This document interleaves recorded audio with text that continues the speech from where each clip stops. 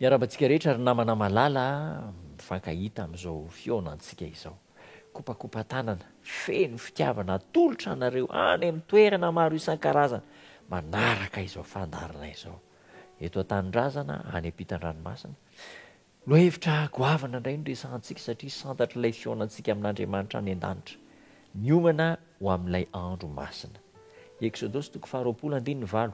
Ainao tsenjery, haitsika tsenjery, na ny ankizy kely aza dia mahay tsenjery manao hoe irahantsika manao mahatserovany andro sabata anamasina azy. Taridalana toromarika fampianarana antsika mba hitandrina araka ny tokony ho izy ny andro sabata, araka ny sitrapon'Andriamanitra. Araka ny fantatsika moa fa ny sabata dia fitsarana, fety zany ka tokony ho fifaliana, tsy misy tokony aloky ny alahelo mihitsy zany eo amin'ny endritsika mandritra ny io andro sabata io, aoka hitandrina araka ny tokony ho izy itsika. Tany aloha tamin'ny herinandro lasa dia efa natsidika teto ihany izy io ambarany taridalana ao antsika, fa mbola manamafy indray zany izy io. Mahatserovo, maninana atao hoe mahatserovo, mety ho adino, faharoa mety ho tsiratsiraintsika ihany koa. Fantatra ihany fa dia tsy rara ino noho ny toe-javatra maro isan-karazana.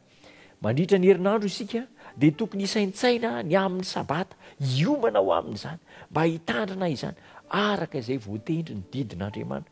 Tsy hoe zoma zany voatena miomana fa vao manomboka ny herinandro lahady dia efa fantatsika fa ny fiafaran'ity herinandro ity tsy maintsy any amin'ny farany andro fahafito dia antsika dia efa miomankomana.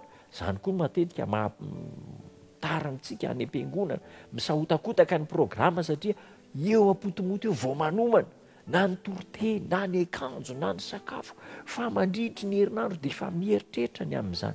Rehefa zoma aoka ho vita tanteraka ny fanamanana ny sabata, atao vonona tsara avokoa ny akanjo rehetra, efa voapasoka ny zoma ny akanjo, misy sakafo vita nahandro tsara.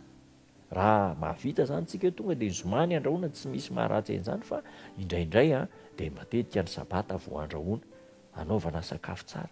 Tsara ny manao sakafo ny sabata mba ho fifalian'ny fianakaviana satria eo vao tena tafahoana, eo zany vao tena anao fety, ataovy tsara indrindra ny sakafo. Kanefa tsy ny sakafo no zava-dehibe fa ny fanatrena ny fahamasinan'Andriamanitra. Indraindray tara eo amin'ny fanaovana sakafo dia tara ny am-piangonana, lasa votsitra eo ny sasany aza rehefa sendra fotoan-dehibe iny dia tsy mivavaka mihitsy fa mahandro sakafo. Tsy eken'Andriamanitra izany, tsy araka ny sitrapon'Andriamanitra izany.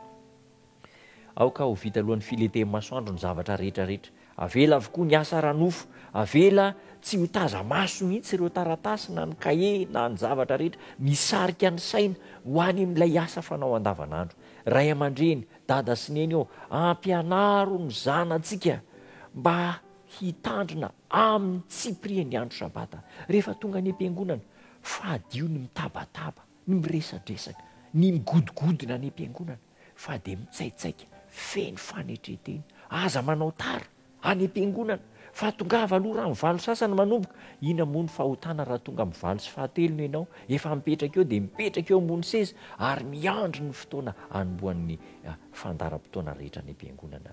Ankoatran'izany, oka mba hifamela heloka, tsy olona mavesatreloka zany tonga ny am-piangonana, manana lolompo amin'ny namana, manana lolompo noho ny tsy fifankazoan-kevitra tany amin'ny herinandro tany natao tokantrano, fa dia izao mba ho famelan-keloka, ho maivamaivana. Misy dia mandritra ny amam-bolana maro mihitsy dia mitahiry heloka ao anatin'ny fo, dia rehefa mifankahita ao rehefa sabata ny am-piangonana dia ohatra ny fampiatsara velatsihy fotsiny, kanefa ao am-po ao dia tena mavesatra sy malahelo, mifaneky heloka. Izay mahatsapa fa nanaovany ratsy namany ratsy tsy nety, manantona ianao mihitsy manantona, misy zavatra tsy zakako nataonao. Ary dia rehefa tratran'izay koa ilay anankiray tsy hiteny hoe ny any adalanao no manao an'izany, tsy mahazo manao an'izany tsika, fa hiteny am-pitiavana, kay ve nahatafitonana anao ny zavatra nataoko, mifona ary mazanak'Andriamanitra antsika andao hiaraka hivavaka isika. Tokony ho sarotiny mihitsy isika amin'ny fitandremana ny sabata, hatramin'ny fanomboana, hatramin'ny fiafarana. Tsarovy fa ny fotoana rehetra amin'izany dia voatokana sy masina ao an'Andriamanitra. Ny resaka tsy mahasoa rehetra, ny bitsibitsika sy ny takoritsika rehetra dia alaviro mandritra ny andro sabata. Ao am-piangonana ny tokony hisy antsika rehefa tonga ny sabata.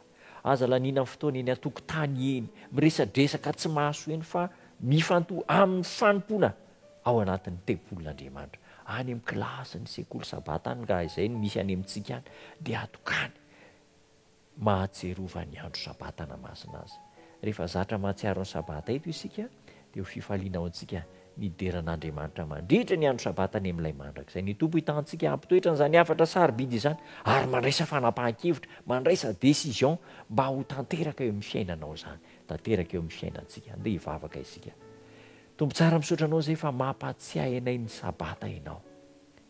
Nataonay tsinitsinona angamba izany teo aloha, ankehitriny masina ny sabata. Omeo hery izay anaovana fanavaozana eo amin'ny fitandremana ny sabatanao. Da io ny tsirairay manaraka izao fandarana izao amin'ny anaranao Jesosy Tompo. Amen.